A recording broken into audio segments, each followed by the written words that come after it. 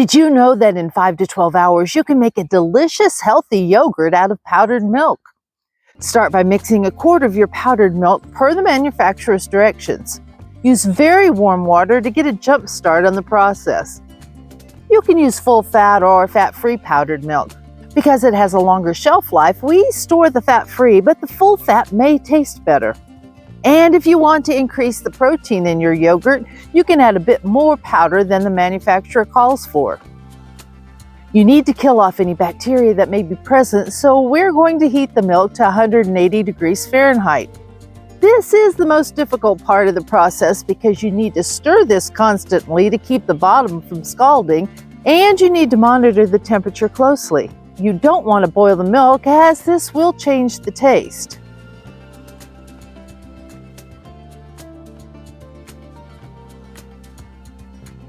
If you don't drink a lot of milk, you may be throwing out a lot of the gallon you purchased before you use it up. Consider keeping powdered milk on hand, not only because it is shelf-stable for months, but because you can do so many things with it besides cooking or baking, such as making yogurt. Keeping powdered milk in your pantry can help you achieve your self-sufficiency goals.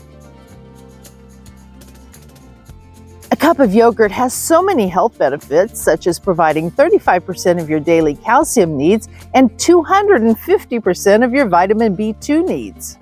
It also contains 10 grams of protein and 460 milligrams of potassium. Live culture yogurt, like you're making today, contains good bacteria called probiotics that help support gut health. Because the bacteria in yogurt breaks down the sugars in milk, including lactose, some people who are lactose intolerant can eat yogurt, but everyone is different, so be careful before you eat a lot of yogurt.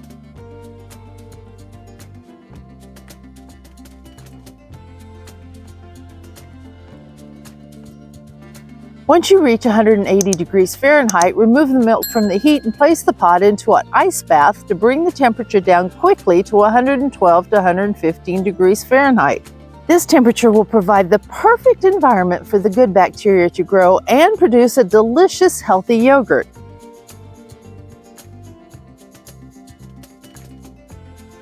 Once you reach about 115 degrees Fahrenheit, remove the milk from the ice bath and add 2 heaping teaspoons of the live cultured yogurt you have either purchased from the store or you have saved from your last batch of yogurt. Mix this in very well. Your inoculant must be live culture to produce yogurt. Read your label closely.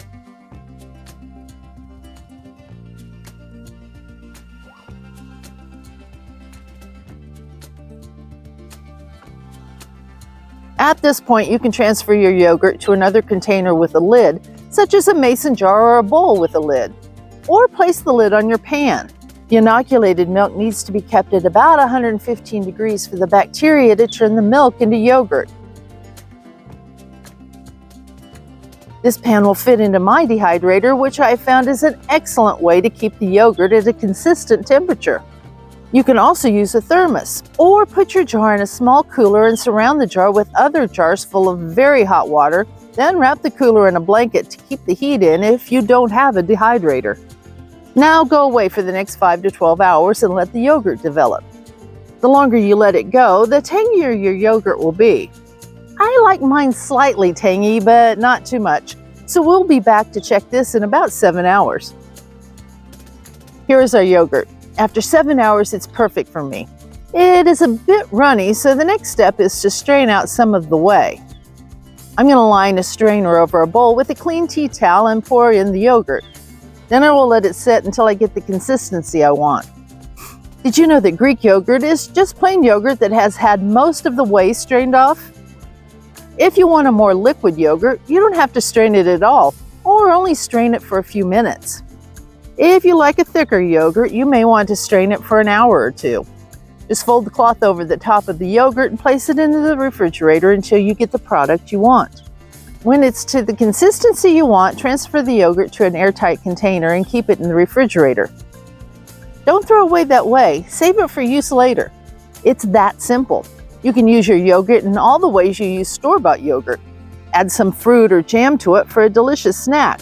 Use it to make a ranch dip for your veggies, or use it in your favorite baked goods to replace eggs. But before you eat up all of your delicious yogurt, use 2 heaping tablespoons to make your next batch so you never run out. Thanks for stopping by the old Mayfield place today.